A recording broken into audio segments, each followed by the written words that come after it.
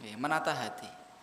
Proses bagaimana kita menata hati kita agar ibadah kita, puasa kita, sholat kita itu senantiasa ikhlas mengharap pahala Allah Subhanahu wa taala. Ada beberapa kaidah-kaidah yang bisa kita terapkan dalam kehidupan kita Bapak Ibu sekalian agar hati kita ini senantiasa bersih, hati kita ini mudah untuk ikhlas kepada Allah, hati kita ini mudah untuk memberikan ibadah kita itu hanya kepada Allah Subhanahu wa taala semata. Di antara yang pertama adalah senantiasa memperbaiki keyakinan kita, keimanan kita kepada Allah Subhanahu wa taala. Senantiasa kita memperbaiki keimanan kita kepada Allah Subhanahu wa taala, keyakinan kita kepada Allah Subhanahu wa taala. Sehingga ketika kita yakin Allah Subhanahu wa taala adalah satu-satunya zat yang saya sembah, Allah Subhanahu wa taala adalah zat yang maha kuasa, Allah zat yang maha pemberi rizki, satu-satunya zat yang bisa mengatur mati dan hidup kita. Maka ketika kita ibadah, kita akan senantiasa butuh Allah Subhanahu wa taala. Tapi kalau kita lupa akan kedudukan dan keyakinan kita terhadap Allah Subhanahu wa taala, maka ibadah kita akan sampai naik dewe. Ibadah kita akan seenak diri kita masing-masing. Sesuai dengan kebutuhan, nek butuh tak jiko, nek mboten butuh tak tinggalke. Tapi ketika kita yakini Allah Subhanahu wa taala adalah satu-satunya zat yang saya minta, salat saya ini untuk siapa sih? Untuk Allah. Zat yang saya berikan sujud dan rukuk dan doa ini siapa? Allah. Siapa Allah? Allah yang ngatur mati dan hidup saya.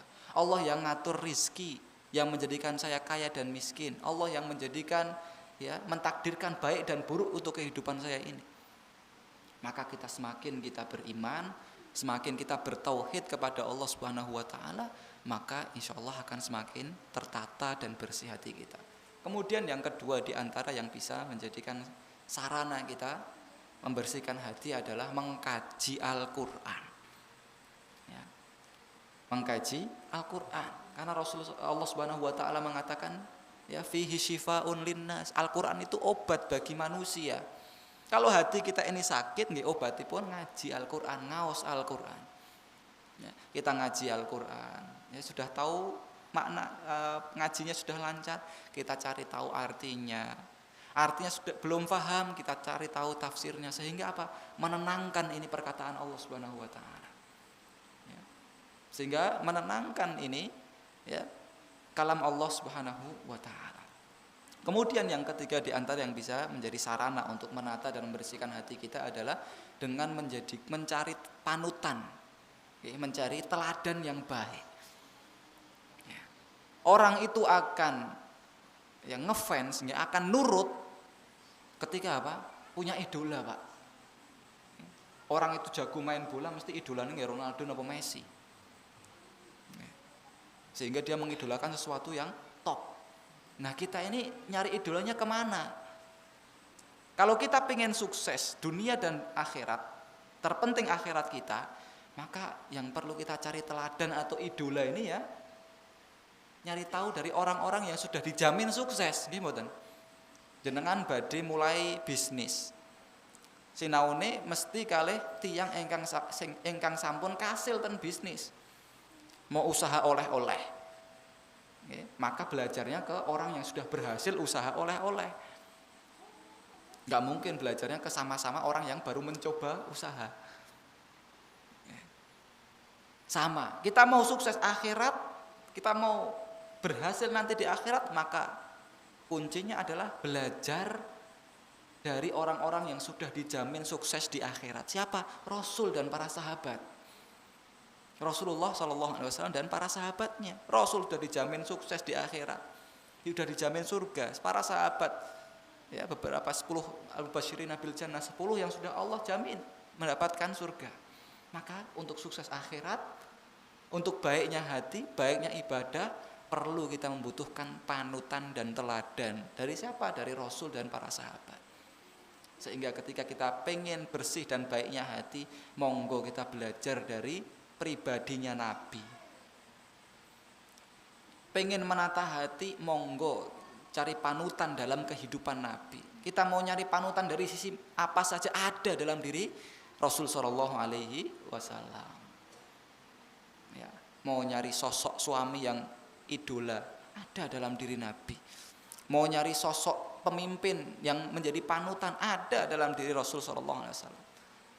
Ya, mau nyari ya figur tetangga, sahabat yang baik, ada dalam diri Nabi Shallallahu Alaihi Wasallam. Sehingga itu mungkin beberapa kiat ya untuk bisa membersihkan dan menata hati kita, yaitu dengan ya pertama ya, menjaga keimanan kita, belajar arti keimanan, meyakini bertauhid kepada Allah Subhanahu wa taala. Yang kedua, kembali mengkaji Al-Qur'an ya, yang sebagai pedoman hidup kita. Kemudian yang ketiga adalah mencari panutan atau idola, dan enggak ada panutan dan idola melebihi Rasul Shallallahu Alaihi Wasallam. Adapun untuk membersihkan hati sama seperti kita mau membersihkan rumah, Pak. Kita nyaman di rumah yang bersih ketika kita mau bersih-bersih. Mesti butuh apa, Pak? Sapu, butuh pel, super pel, sama. Mau membersihkan hati juga butuh alat. Alatnya apa? Beramal dengan hati, ya, memulai dengan niat ikhlas, namun juga beramal dengan anggota badan, yaitu dengan menjalani kewajiban dan ketaatan Allah Subhanahu wa taala. Pokoknya jangan sampai kewajiban tak tinggal lagi. Pokoknya jangan sampai kewajiban Allah saya lupakan dan saya lalaikan. Ya. Itu mungkin barangkali yang bisa kita sampaikan terkait bagaimana kita menata dan membersihkan hati kita. Wallahu a'lam bishawab. Sallallahu ala nabiyina Muhammadin wa akhiru da'wana alhamdulillahi rabbil alamin.